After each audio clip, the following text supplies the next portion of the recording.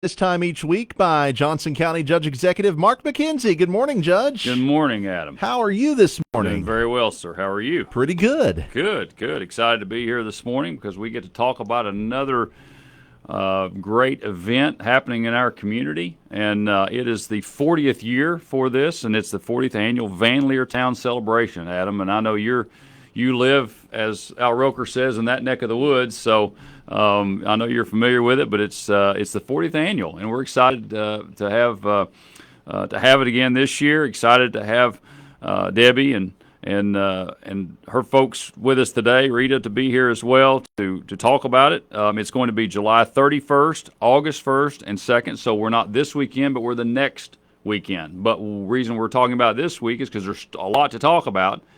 We want to give an overview.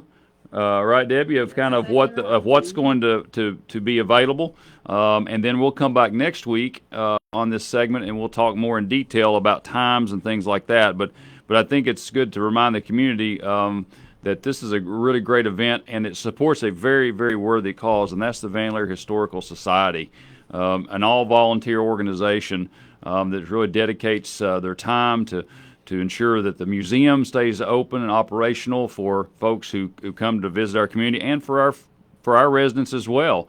And if you've not been to that museum, I highly recommend that you visit it. It's a very unique museum. It tells a great story of the Van Lear area and that community.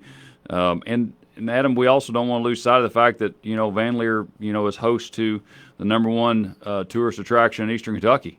And that's the Loretta Lynn Home Place. And so, not only do we have the home place, but we also have the number 5 store, and then we also have the museum. All that goes together to create an experience for folks. But the 40th annual Van Lear Town Celebration is key to that because this is your major fundraiser of the year, right, Debbie? This is the first major fundraiser that we do have. Everything we're all volunteers. Every dime that's made here goes back to the Coal Miners Museum and upkeep of our properties to keep everything going for the community. Yeah, absolutely. And so we're going to be 3 days, Thursday, July 31st, Friday, August 1st, and Saturday, August 2nd. So let's talk about, I guess, a little bit about just some of the overview of the events that are going to take place. Then we'll come back next week and talk about details. So tell us what's happening, you or Rita, whichever one wants to take off with it. August the 1st and 2nd are music show. Friday at 4:30 will be the Van Lear Idol sign up. 6, we have the local band. 7, Blue debut. 8, Black Powder. 9, Rick May and Friends. 10, Chris Davis and Friends. Then Saturday, August the 2nd at 6 and 7 is local bands. 8 is Porter Project. 9 is Troy Burchett. 10 is Eddie Jenkins and 606 Sound. And I think that's interesting that you gave all that information about the music show because music is such a big part of our culture and our heritage here, as we all know. Exactly. So it's great that this is a centerpiece end of the day event. Exactly. So that's pretty awesome. What else you got, Debbie? On Thursday, the only thing we have on the 31st is actually our annual Rook contest that we have, and basically this started because we met Thursday night to cut the potatoes up for the fried potatoes on soup bean dinner so they all just started playing Rook. So then we just started it as a normal thing. So the 31st is just a Rook tournament, and that starts at 6 o'clock at the Coal Miners Museum while we're peeling potatoes and stuff, everybody. I love it. And then Friday is when it really starts. We have our soup bean dinner starting.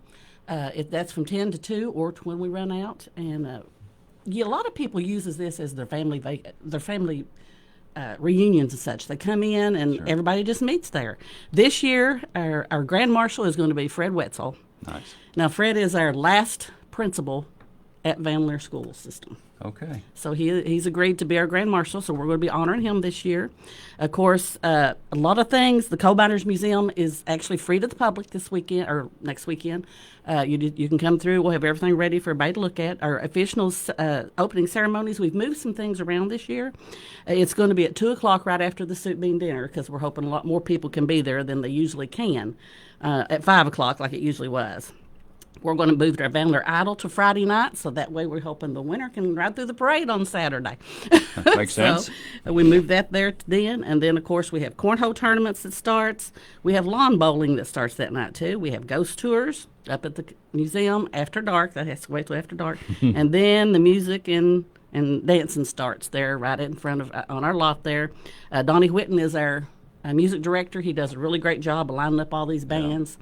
And then we'll be dancing. Just bring your lawn chair because we don't have enough to seat everybody.